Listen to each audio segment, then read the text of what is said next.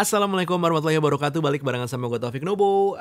Kalau lo nonton video ini harusnya udah tau lah ya, kalau Apple di acara Unleash kemarin ngerilis beberapa device baru seperti AirPods, terus juga ada HomePod mini, dan gak ketinggalan ada Apple Service yang baru gitu ya. Tapi di video ini bukan itu yang pengen kita highlight. Kita pengen langsung ngobrolin aja tentang MacBook Pro 14 inch dan juga MacBook Pro 16 inch, karena itu adalah dua buah device yang menarik dan hadir dengan konfigurasi prosesor yang baru. Nah, sangat mungkin banget kalau lo overwhelmed karena banyaknya informasi yang masuk. Makanya gue baru bikin videonya 2-3 hari setelah acara launching.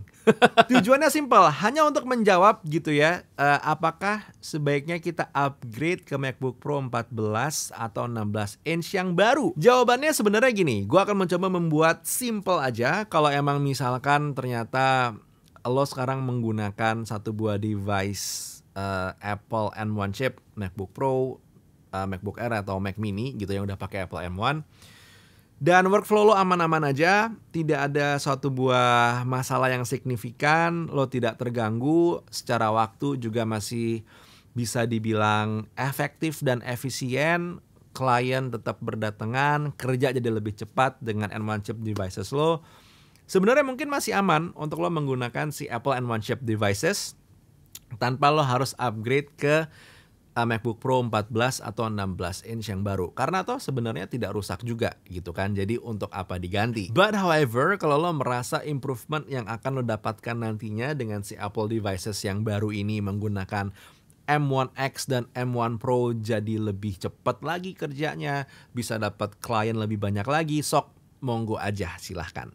Karena satu hal yang harus gue ingatkan adalah si MacBook Pro yang baru ini 14 dan juga 16 inch ini bisa dibilang sudah membuka lembaran baru untuk Apple. Enggak, ini bukan karena chipsetnya atau prosesornya, bukan. Ini karena lembaran barunya secara harga.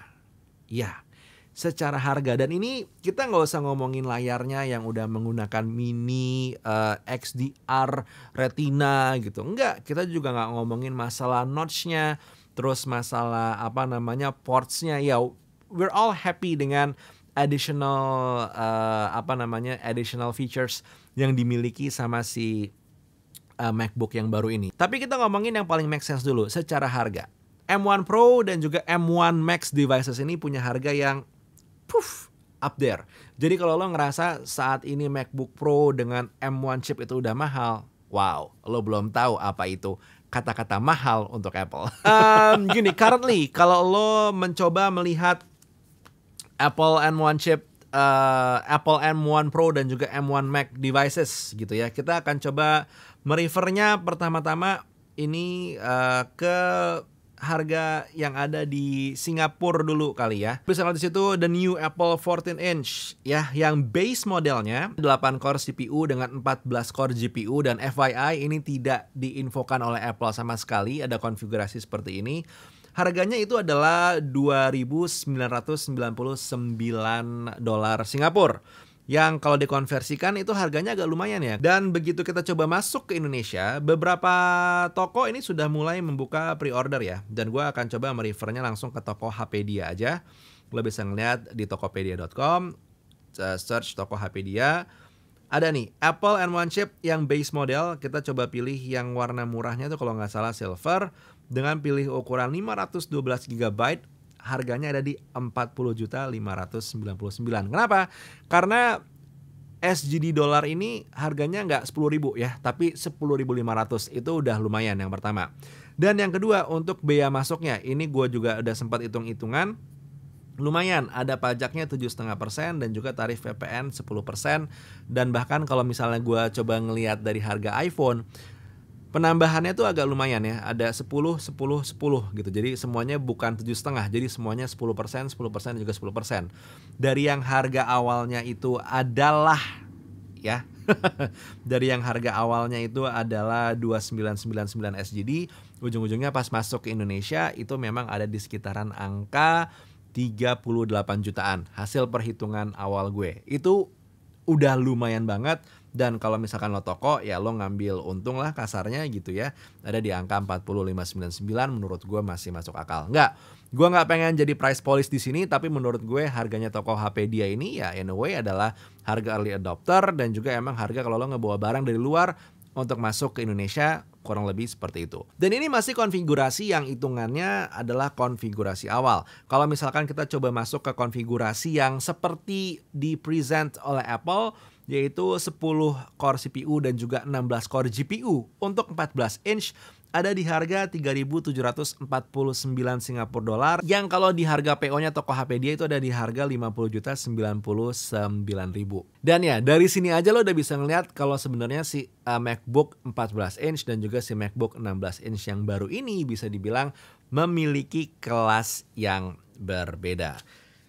Just to have a bit of fun, kalau lo mencoba melihat sekarang konfigurasi dari 16 inch yang Apple M1 Max ada di harga sekitaran 5.249 USD, dan kalau lo membawa sendiri masuk ke Indonesia, gue coba pakai perhitungan kalkulatornya dari beacukai.go.id, itu total cukainya itu ada di harga sekitar 10.500.000-an.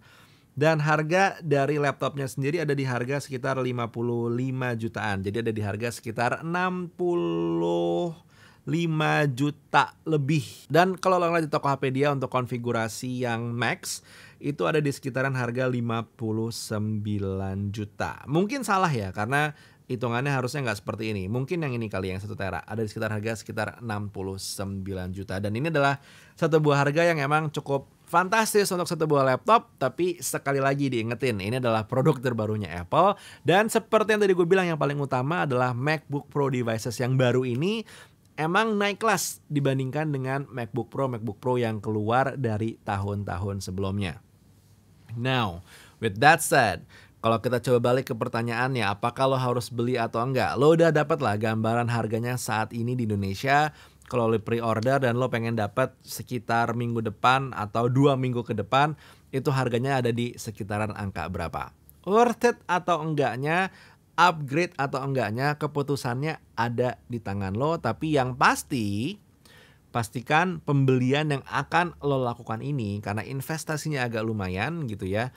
Yang pertama, tidak memaksakan. Dan yang kedua, pastikan adalah lo tahu gimana cara ngebalikin uang yang akan lo keluarin. Karena orang-orang suka bilang nih, investasi Fik, beli ini investasi.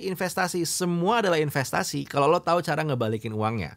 Tapi kalau lo cuma beli barang mahal, tapi terus ternyata lo tidak bisa mendapatkan uangnya lagi dengan barang yang lo beli, itu namanya bukan investasi, itu adalah lo jajan. Jajan dan investasi is a different thing. Yang ini nyusut, yang ini akan menghasilkan. Simple. Jadi upgrade atau enggak? Silakan tulis di kolom komentar. Kalau gue pribadi, nah kita lihatlah apakah akan terkumpul rezekinya untuk bisa membeli laptop ini. Ya, kita diskusi aja dulu sekarang di kolom komentar. Gue tunggu. Buat sekarang Taufik Nobo cabut. Assalamualaikum warahmatullahi wabarakatuh. Skedush.